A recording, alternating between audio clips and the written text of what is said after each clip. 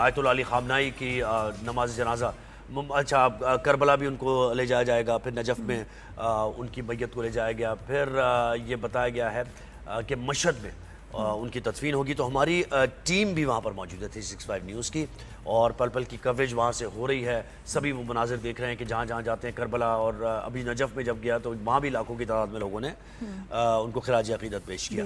جی، لوگ ابھی بھی ایران کا کہہ رہے ہیں کہ ان کو بدلہ چاہیے، اپنے لیڈر کی اسیسینیشن کو وہ ایسے بھولیں گے نہیں، اور یہ جو اتنے دن لے کے یہ سارے جو کروڑوں عوام آ رہی ہے وہ یہی ہے، ان کا مطالبہ بھی یہی ہے کہ یہ ان کے بہت غلط ہوا، اور اس میں ایران کے جو عوام ہیں ان کو بدلہ چاہیے۔ They will not forget and never forgive۔ تو ایران میں کیا اس وقت ماحول ہے، کیا صورتحال ہے، لوگ کیا کہہ رہے ہیں، آنکھوں دیکھا حال ہمیں بتائیں گے اکبر علی، بیورو چیف کراچی نے ہمیں جوائن کیا، جو کہ اس وقت ایران میں ہی موجود ہیں۔ اکبر علی صاحب گڈ مارننگ، کیسے ہیں آپ؟ ٹھیک ٹھاک ہیں؟ اللہ کا شکر، آپ سنائیں کیسے ہیں آپ دونوں؟ ماشاءاللہ جوش ہے چل رہے ہیں آپ کے۔ بالکل بالکل اکبر صاحب، تو اب سے اپنا سفر بھی بتائیے گا، اور کتنی دنیا سے میں کہتی ہوں جرنلسٹ، میڈیا لیڈرز آئے ہیں، تو یہ تو ایک بہت ہسٹوریکل مومنٹ اور ایونٹ ہے۔ جی بالکل نادیہ، اس وقت ایران میں ایک سوگوار ماحول ہے، اور 3 جولائی کو یہ مراسم تشییع شہید آیت اللہ خامنائی اور ان کے اہل خانہ کا سٹارٹ ہوا تھا جمعے والے دن، اور جمعے کے دن جو 3 جولائی کو پوری دنیا سے تقریباً 100 سے زیادہ ممالک سے وفود آئے تھے، اور انہوں نے باقاعدہ مصلی امام خمینی جو تہران میں ایک بہت بڑی عیدگاہ جسے ہم کہتے ہیں، اس طرح کا ایک جگہ ہے جہاں جمعہ نماز، اور خود آیت اللہ خامنائی وہاں جمعہ اور عید کی نمازیں پڑھاتے تھے، وہاں پر انہوں نے بالکل اس طرح سے جیسے کہ جو ان کا حسینیہ امام خمینی کمپلیکس ہے جہاں اٹیک ہوا تھا، اس پہ اندر ایک ہال میں جس طرح کا سٹیج ہوتا تھا اور وہ جس طرح وہاں پر آ کے اپنی اسپیچز کرتے تھے، اس طرح سے مصلی امام خمینی میں انہوں نے بہت بڑا سٹیج بنایا تھا جس پر باڈیز رکھی گئی تھی۔ لیکن 3 جولائی کو اندر ہال میں باقاعدہ تمام ممالک کے وفود نے آ کر ان کو خراج عقیدت پیش کیا، جس میں سب سے اچھا اور سب سے ہیوی اگر آپ کہیں وقت جو تھا وہ پاکستان کی طرف سے آیا تھا خیر سگالی کے طور پر، جس میں ہمارے وزیر اعظم شہباز شریف، ہمارے فیلڈ مارشل حافظ منیر صاحب، اور اس کے ساتھ ساتھ وزیر اعلیٰ سندھ کے علاوہ جی عاصم منیر صاحب، اور اس کے علاوہ جو آپ دیکھیں پیپلز پارٹی کا بھی ایک ہیوی جو تھا وقت، جس میں چیئرمین خود بلاول بھٹو زرداری، چیئرمین سینٹ یوسف رضا گیلانی، پھر اس کے علاوہ وزیر اعلیٰ سندھ مراد علی شاہ، اس کے علاوہ گورنر خیبر پختونخوا فیصل کریم کنڈی، پھر رکن قومی اسمبلی۔ جی اچھا اکبر، آپ مجھے بتائیں نا وہاں فیل کیا ہے، وہاں فیل بتائیں نا لوگوں سے جو آپ کی بات ہوئی ہے، اوورآل ماحول کیا چل رہا ہے، شاپس پہ جب آپ جاتے ہیں کچھ خریداری کے لیے، کھانے پینے جاتے ہیں، ٹاک آف دا ٹاؤن کیا ہوئے ہے وہاں پر؟ دیکھیں اس وقت جو سب سے بات نادیہ نے کہی، اس وقت ہر ایک زبان پر ایک ورڈ ہے، اور وہ ہے کہ ہم ان کے خون کا انتقام چاہتے ہیں۔ وہ ہمارے روحانی باپ تھے، انہیں مظلومانہ انداز میں شہید کیا گیا، نہ فقط ان کو بلکہ ان کے اہل خانہ کے ساتھ شہید کیا گیا ہے، اور اس وقت حکومت پر جو یہاں پہ سیاسی حکومت ہے، ڈیموکریٹک حکومت ہے صدر پزشکیان کی، اس پر ایک بہت زیادہ دباؤ ان اجتماعات کے بعد آیا ہے، اور اس سارے اجتماعات میں ایک ہی سلوگن دیکھنے میں آیا، اور انہوں نے جو کلر کی کمبینیشن رکھی ہے اگر آپ نے خود اسکرین پہ دیکھا ہو تو بلیک اینڈ ریڈ ہے۔ بلیک اینڈ ریڈ یعنی بلیک سے مراد سوگ ہے، اور ریڈ سے مراد انتقام ہے۔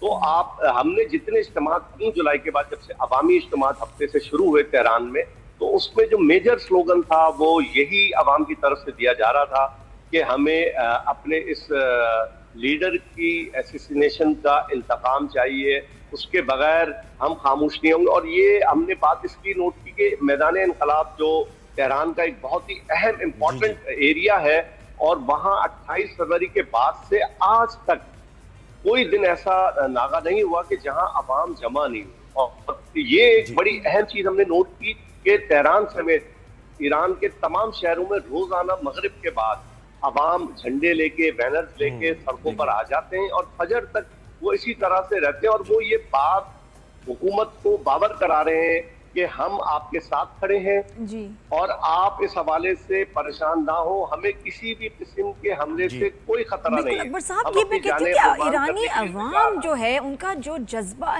ہمت بالکل فیئرلیس ہے یہ، اور کتنی بڑی اسٹرینتھ ہے، حالانکہ دنیا کو دکھایا جاتا تھا کہ جی یہ تو بڑی ظالم حکومت ہے، ان کی لیڈرشپ عوام تنگ ہے، بٹی ہوئی ہے، یہ تو بالکل ایک پیج پہ ہیں سب.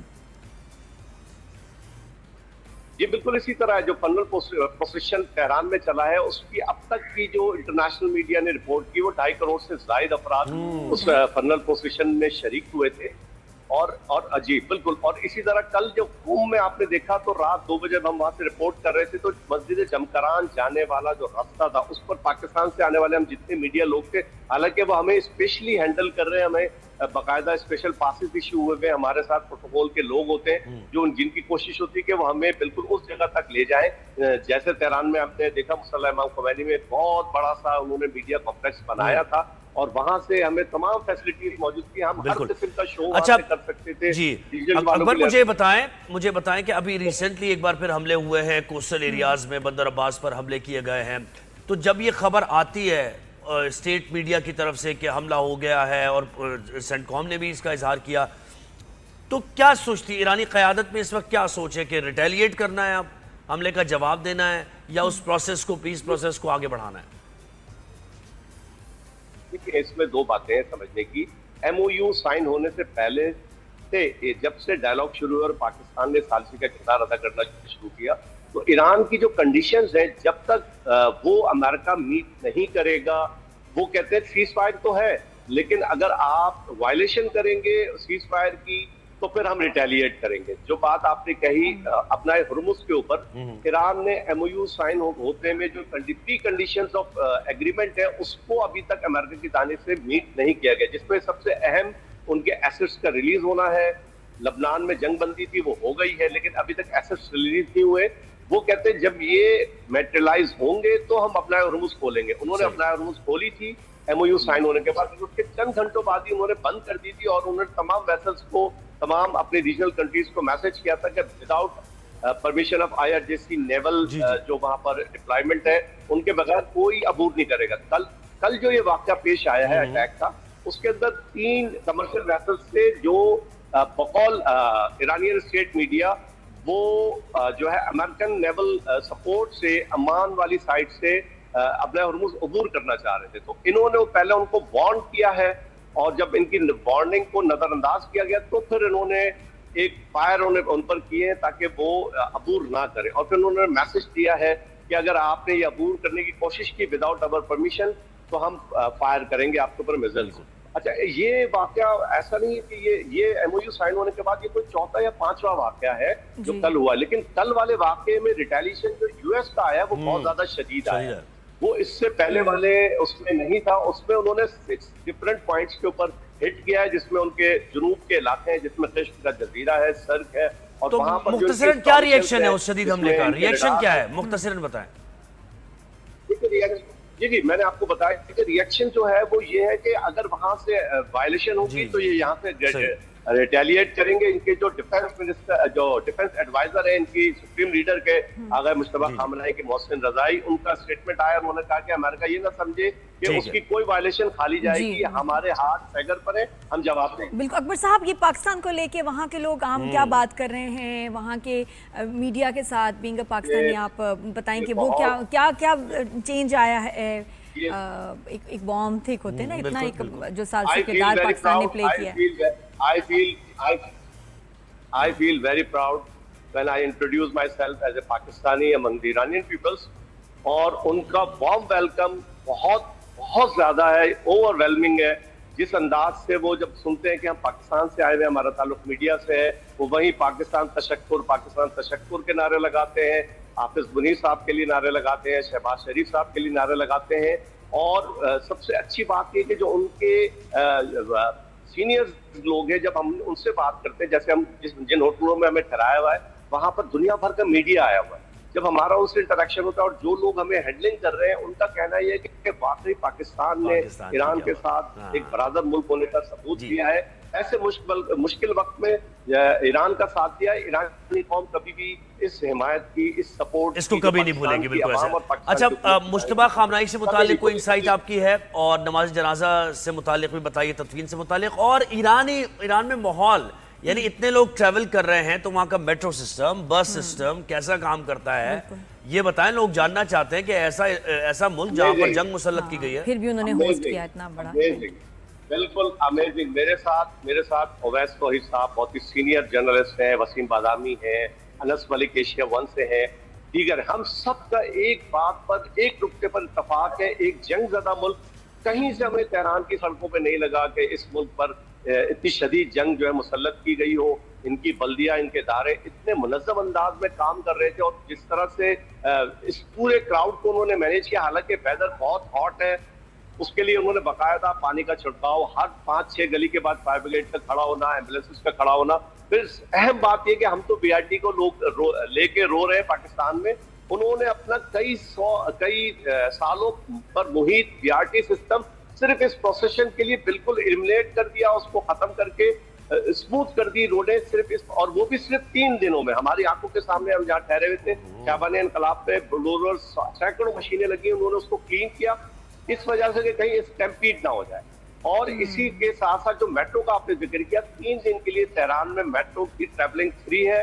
اور تہران کا میٹرو سسٹم 7 لیولز پر ہے، یعنی 7 لیولز پر میٹرو چلتی ہیں. اس میں 7 لیولز کی میٹرو میں 1,70,00,000 سے زائد جو لوگوں نے وہ ٹریول کیا. اور اس کی سسٹم انہوں نے یہ بنایا تھا کہ جو شہر کے باہر، یعنی جو آؤٹر اسکرٹس تھے تہران میں، وہاں کے جو اسٹیشن تھے وہاں پہ پارکنگ تھی. جو دوسرے شہروں سے، صوبوں سے لوگ وہاں آئے تھے، وہ اپنی گاڑیاں وہاں پارک کریں اور میٹرو کے ذریعے مصلی امام خمینی پہنچے. تو اس کے علاوہ جہاں سے میٹرو کا سسٹم موجود نہیں تھا، وہاں ان کی جو پبلک ٹرانسپورٹ ہے، بسز ہیں، وہ اس کی ارینجمنٹ تھی، وہاں سے وہ لوگوں کو پک کرتی تھی. پھر سب سے مزیدار بات یہ کہ جو ان کے صوبوں سے لوگ یہاں آئے تھے، ان کے لیے تہران کے تمام ڈسٹرکٹس میں 1500 سے زیادہ جو تعلیمی ادارے ہیں ان میں رہائش کا انتظام کیا گیا تھا. پھر اس کے علاوہ جو سرکاری ادارے ہیں، نیم سرکاری ادارے ہیں، مساجد ہیں، بڑے بڑے کمپلیکسز ہیں، سب میں جو ہے وہ ان کی رہائش تھی. اور وہ ایپ کے ذریعے صوبوں سے آنے والے لوگوں کو بتا دیا گیا تھا کہ آپ اپنے ڈسٹرکٹ کو خود سرچ کریں گے، چوز کریں گے کہ آپ کا ڈسٹرکٹ، آپ کے صوبہ کا ڈسٹرکٹ تہران میں، جو آپ کا صوبہ کس ڈسٹرکٹ میں تہران میں اس کی ارینجمنٹ ہے، آپ صرف وہیں جائیں گے، دوسری جگہ نہ جائیں. اور پھر انہوں نے اسی لیے کراؤڈ کو تقسیم کیا تھا کہ کہیں سے بھی کوئی ایسی صورتحال نہ بنے کہ جس کی وجہ سے اسٹیمپیڈ ہو. اکبر علی، آپ بہت شکریہ. آپ نے ہمیں ایران سے آنکھوں دیکھا حال بھی بتایا، اور وقتاً ذرا ایران سے اپڈیٹس لیتے رہیں گے.